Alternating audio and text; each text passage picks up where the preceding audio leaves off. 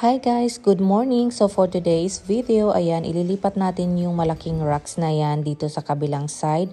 Actually, ilang araw namin sinubukan gawin pero hindi namin magawa dahil nga sobrang laki at bigat nung bato tapos medyo malalim nga siya. So ang gusto namin gawin, ilipat namin siya sa opposite side para maayos namin yung landscape.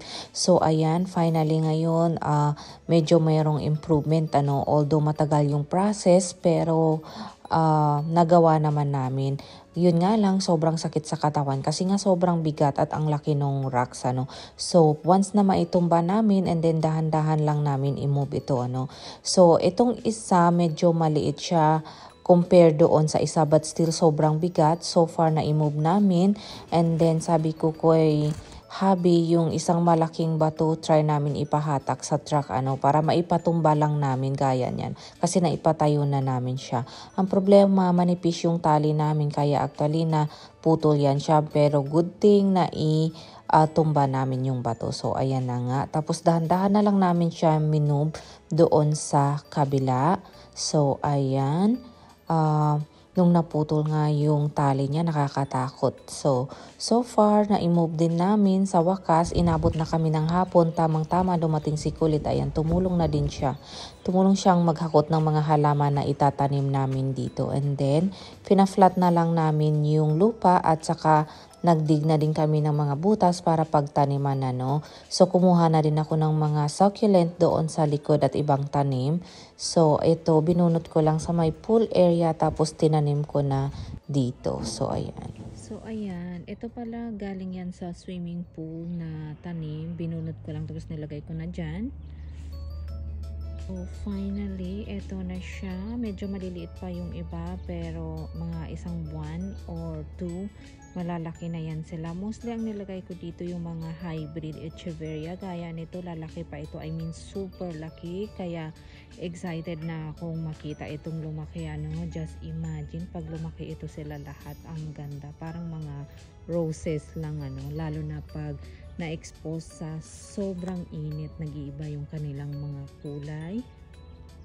So far, ito na, natapos na namin. Sobrang sakit sa katawan actually.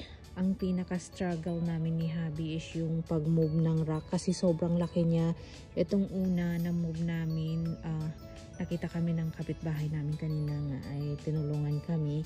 Tapos itong malaki kasi pahaba siya. So ayun na nga, pinahatak na namin sa kanyang truck. Although bago naputol yung tali niya, buti na i-move namin kanina. But so far na nag-work yung plano namin. Hindi ko na siya na-videohan nung naputol yung tali niya. But anyway, so far, ayan. Excited na nga akong makita ito pag lumago na. So ayan. Dito galing yung malaking puno na tinanggal namin. Tapos yan yung avocado na tinanim namin. And then mag-add pa kami ng isang prutas sa gitna. So sa likod naman nito, ito yung nilagay ko yung mga geranium. So medyo hindi siya kagandahan tingnan ngayon kasi patapos na yung bulaklak niya. So once na maging stable yan, sobrang ganda ng mga bulaklak. So ang nilagay ko lang dito mostly yung mga single flower, yung mga double flower nito nilagay ko sa likod. So ayan, ang nilagay ko is yung kulay red, orange, pink, at saka white. So ayan. So iniisip ko pa kung maglalagay pa ako dito ng succulent, depende. Tapos ayan, and then dito naman na side ayusin ko pa ito pag pumunta yung aming gardener next week.